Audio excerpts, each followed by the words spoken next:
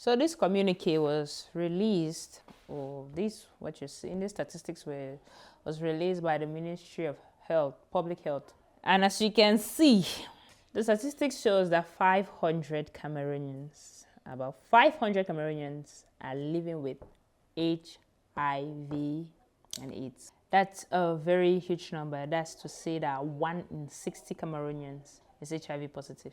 That's a scary figure. Considering that we're just about 30 million people, that's scary. And you know what's most concerning? Bamenda.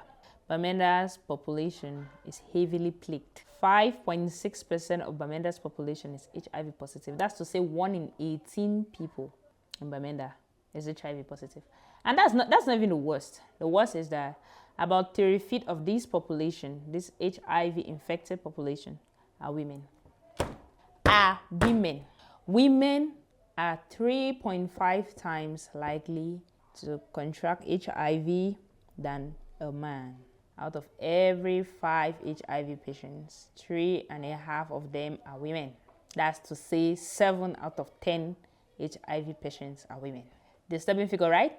For this one in Bamenda, I have one theory, or should I say a hypothesis, because it's not been proven. But I want to say that it is a cultural problem. The fact that this figure is highest in Bamenda is not a coincidence. No, it's not just some random thing. It is the infestation of the Instagram reality. Should I say the Nigerian assimilation culture? Yes, because this Nigerian media that is showing the Anglophone girls, especially the Bamenda girls, what it means to be a girl in your era is what's killing us in Bamenda. You must have expensive wigs, you must hold an expensive iPhone, you should live in the top cities as long as you're a student in University of Bamenda. Remember, the University of Bamenda is the most populated university in Cameroon with the highest number of schools. So of course, you must have a number of, you must live in these top tier cities, you must be this, you must be that. And guess what? One man cannot provide all of that for you because he's just an ordinary Cameroonian. So guess what? A girl has to date 4 or 5 guys to finance her lifestyle. That's you opening yourself to 4 or 5 people.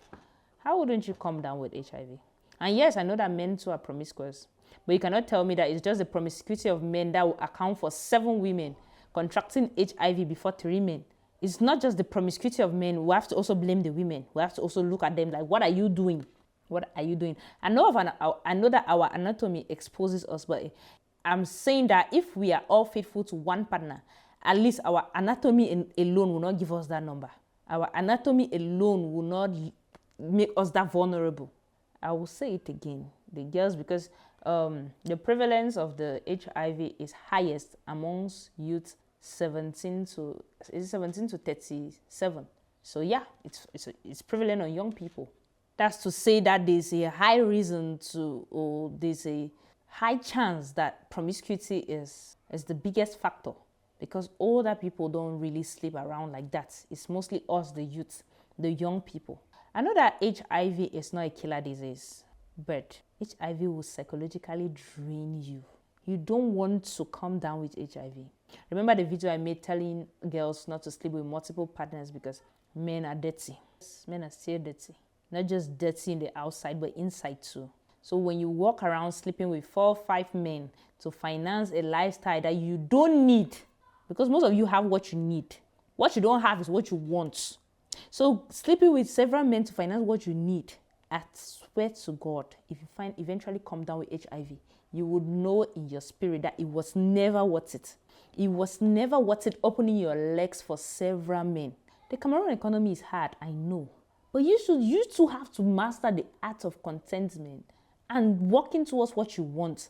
Hey, imagine that a girl's girl like me, I have to live with the fact that 7 out of 10 girls in Bamenda are HIV positive, and I'm from Bamenda. We cannot keep pushing the blame on men all the time, because maybe it's because we've blamed these men so much. The girls, we're blaming men, and yet they are the ones with the least prevalence of HIV. Maybe we should start to take accountability ourselves. Maybe. These figures are so disturbing, they're so disheartening. Of course, I'm aware that HIV is not a killer disease. But then it's more or less an indicator. It can tell of how responsible or irresponsible we are. Yeah, there are unfortunate people who come down with HIV. But if it is just that, we will not have this number. This number tells that we are irresponsible. That is what I'm trying to say. Girls are not that responsible. That is why this number is this absurd. At first, I had to go to the Ministry of Public Health website just to check if this communique was actually true or it's fabricated by some people. And guess what? Unfortunately, it is true. And mind you, Cameroon is not very good at census. We're not that good. We don't carry out census that well. So this census, I don't even think is that accurate. If Cameroon is reporting 500 people, maybe the actual census will report even more. Maybe more Cameroonians than that 500,000 are infected. Hey, God. Beksha. Girls, we can do better. We are better than this. I know that most of you will be angry with me because today I'm not blaming the men. But I cannot always blame them even when it is physically affecting us. Okay.